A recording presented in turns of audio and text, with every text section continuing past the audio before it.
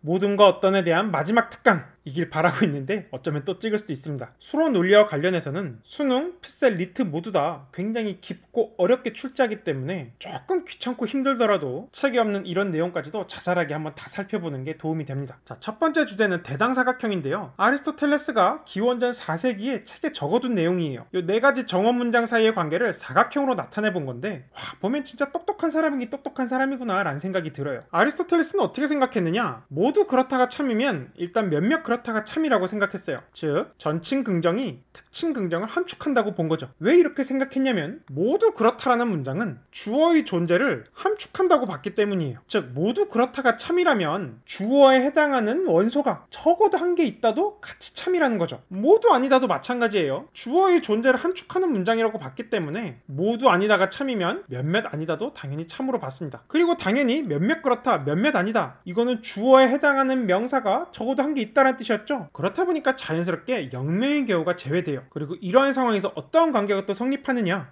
아리스토텔레스가 보니까 모두 그렇다와 모두 아니다는 동시에 참은 도무지 불가능하다는 거예요. 그리고 이를 아리스토텔레스는 반대관계라고 명명했습니다. 전칭 긍정과 전칭 부정은 반대관계다. 두 문장은 동시에 참일 수가 없다. 그리고 아래의 이 두 특징 문장은 소반대관계에 있다고 했습니다. 번역이 소반대로 되긴 했는데 하여튼 뜻은 뭐냐, 동시에 거짓이 불가능한 관계다. 둘 다 참이거나 하나만 거짓일 수는 있어도 둘 다 거짓은 절대로 안 됩니다. 학생이 한 명 이상 있다면. 이건 직관적으로 당연히 그렇게 생각이 들어야 되고, 만약 직관적으로 잘 안 와닿는다 싶으면 학생이 한 명일 때, 두 명일 때, 세 명일 때 막 생각을 해보면 돼요. 어떠한 경우로 따져봐도 전칭 긍정과 정칭 부정은 동시에 참일 수 없고 특칭 긍정과 특칭 부정은 동시에 거짓일 수가 없습니다. 자, 끝으로 뭐가 성립하느냐, 이 대각선에 있는 문장들끼리는 서로 모순 관계가 성립해요. 모순 관계 뜻이 뭐죠? 동시에 참일 수도 동시에 거짓일 수도 없는 관계죠. 즉 반대 관계와 소반대 관계의 성격을 동시에 갖는 게 모순 관계라고 볼 수 있어요. 자, 근데 19세기에 시작된 현대 논리학적 관점에서 보니까 모두 그렇다와 모두 아니다는 존재 함축을 하지 않는 문장이에요. 그렇다 보니까 학생이 영명인 경우 또한 생각할 수 있게 된 거죠. 그래서 이 두 사이에 있던 반대 관계는 더 이상 성립하지 않게 돼요. 왜냐? 학생이 영명일 때 이 두 문장은 동시에 참이 되니까. 공집합은 모든 집합의 부분집합이라는 거 앞서 아주 자세히 설명했었죠. 그리고 특칭 긍정과 특칭 부정 사이에 그 소반대 관계라는 것도 성립하지 않게 됩니다. 학생이 영명이면 둘 다 거짓이 되니까. 그리고 참일 때 거짓이 되니까 역시 함축 관계 또한 성립하지가 않고요. 결국 성립하는 건 뭐밖에 없다?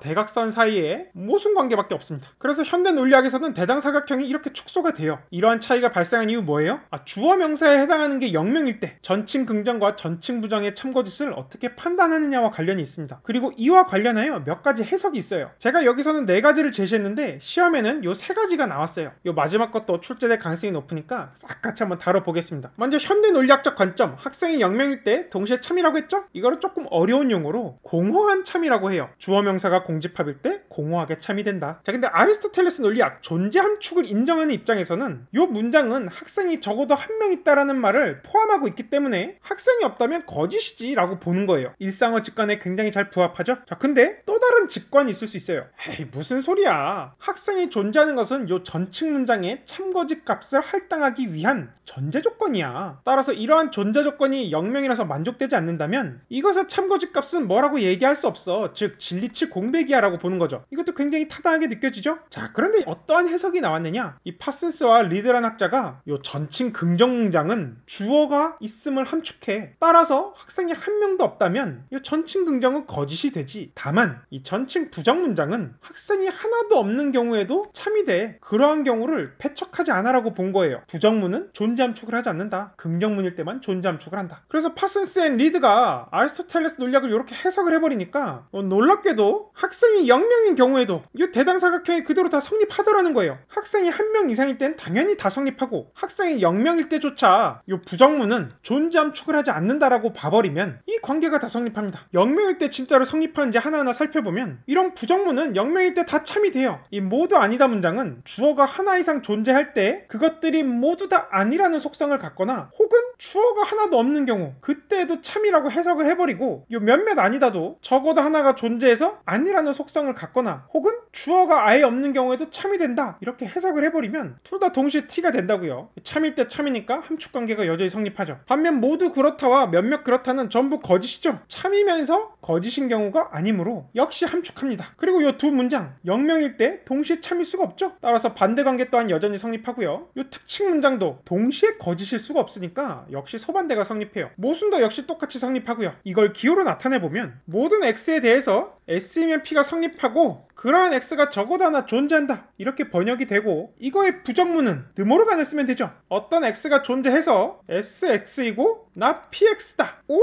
X가 존재하지 않는다 이렇게 나타낼 수가 있어요. 그래서 X가 존재하지 않는 경우 요게 참이니까 요 전체 문장이 참이 되고요. X가 존재하지 않는 경우 요 부분이 거짓이니까 전체 문장은 거짓이 되죠. 이거나는 참이 전염되는 문장 이거는 거짓이 전염되는 문장이었으니까. 그래서 이런 식으로 아리스토텔레스의 대당사각형을 다 살려낼 수가 있습니다. 요렇게 해석을 해버리면 굉장히 재밌죠? 제 생각에 이건 진짜 시험에 한번 나올 수 있을 것 같아요. 왜냐면 나머지가 다 나왔기 때문에. 자, 그래서 이 주제와 관련된 오곡공채 피셋 리트 추리 논증에 관한 문제는 제가 논리 퀴즈 매뉴얼에서 굉장히 상세히 해설을 했고요. 여기서는 가장 최근에 출제된 7급 모의평가 19번을 살펴보겠습니다. 자, A라는 성질을 가진 대상이 모두 B라는 성질을 가진다라고 주장할 때 우리는 A는 모두 B다라는 형식의 진술 U를 사용한다. 이런 전칭 긍정문을 유니버셜 어쩌고저쩌고라고 해서 여기 U라는 기호가 도입된 거예요. 그래서 A라는 성질을 가진 대상이 존재할 때 U가 언제 참이고 언제 거짓인지에 대해서는 어떤 의견 차이도 없다. 즉 A라는 성질을 가진 대상이 존재할 때 그게 모두 B라는 성질을 지니면 U는 참이고 그중 적어도 하나가 B라는 성질을 갖지 않으면 그런 대상이 존재한다면 U는 거짓이다. 이건 뭐 중학생도 충분히 이해할 수 있는 내용이에요. 말을 좀 어렵게 써놓긴 했지만 아주 직관적입니다. 자, 근데 문제는 여기에 있어요. 하지만 A라는 성질을 가진 대상이 존재하지 않을 때, 즉 주어 명사가 공집합일 때 이때 전칭 긍정이 언제 참인지 언제 거짓인지를 둘러싸고는 여러 견해가 있다. 자, 첫 번째 갑 U는, 즉 모든 A는 B다는 A면서 B가 아닌 대상은 하나도 없다라는 주장으로 이해돼야 된다.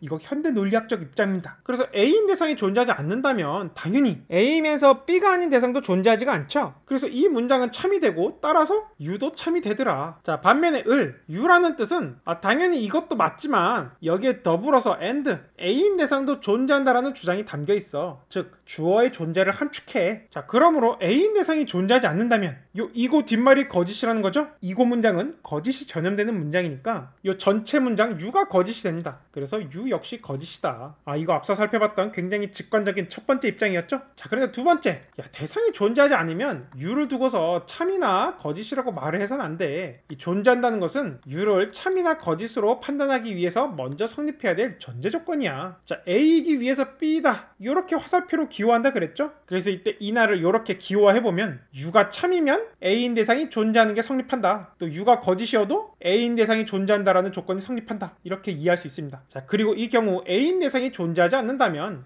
요 부분이 거짓이라면 뒤로 이면 없애기를 통해서 U는 참도 아니고 U는 거짓도 아니다. 이러한 결론을 내릴 수가 있어요. 자, 그래서 기억, 갑과 을은 A인 대상이 존재하지만 B인 대상이 존재하지 않는다면 A이면서 B가 아닌 대상 하나도 없다라는 게 갑과 을의 공통점인데 이러한 경우에 당연히 어떻게 했어요? 요 문장이 거짓이 되니까 당연히 U도 거짓이 될 거예요. 그래서 둘 다 거짓이라는 것에 동의한다. 이 선택지 적절하죠? 두 입장의 공통점을 묻는 선지라고 볼 수 있습니다. 자, 그리고 니은, 을과 병은 U가 참이라면 A인 대상이 존재한다는 것에 동의한다. 자, 을을 보면 U는 이고 문장이죠. 요 이고 문장이 참이라는 것은 앞에도 참, 뒤에도 참이라는 거니까 A인 대상이 존재한다? 당연히 참이라고 받아들일 거예요. 그래서 을 동의하고요. 이제 병은 U가 참이라면 A인 대상이 존재한다라는 조건이 성립한다는 거죠. 따라서 병도 동의해요. 지금 뭔가 단박에 판단이 안 된다고요? 네, 그런 분들은 복습을 제대로 안 한 거예요. 이렇거나 저렇다면 문장이잖아요. U가 참이면 A인 대상이 존재한다. U가 거짓이면 A인 대상이 존재한다. 이거 이렇거나 저렇다면 문장으로부터 도출되는 거를 그대로 읽은 것에 불과합니다. 따라서 니은도 적절하고요. 디귿, 갑과 병은 U가 거짓이라면 이건 한번 생각해보죠. 갑, U가 거짓이라는 건 뭐예요? 결국 특징 부정, 몇몇 아니다 문장이 참이라는 거죠. A이면서 B가 아닌 대상이 적어도 하나 있다라는 뜻이니까 결국 A인 대상이 존재하는 것에도 동의하겠죠. A이면서 B가 아닌 것이 적어도 하나 존재하니까. 자, 그리고 병은 어때요? U가 거짓이면 A인 대상이 존재하는 게 성립한다 그랬죠? 따라서 둘 다 성립하니까 디귿 역시 적절합니다. 정답은 5번. 조금 어렵다고 생각될 수 있는 지문이었지만 지금까지 제 수로 논리 강의를 잘 따라왔다면 지문 독해도 논리적으로 했을 거고 이렇게 판단하는 것도 그다지 어렵지 않았을 겁니다. 이 보충 자료 강의 목록 하단에 있으니까 꼭 다운 받으셔서 여러 번 복습해 주세요. 완전히 다 이해하고 나면 여러분들이 어떤 시험을 치든 굉장히 자신감이 생겨 있을 거예요.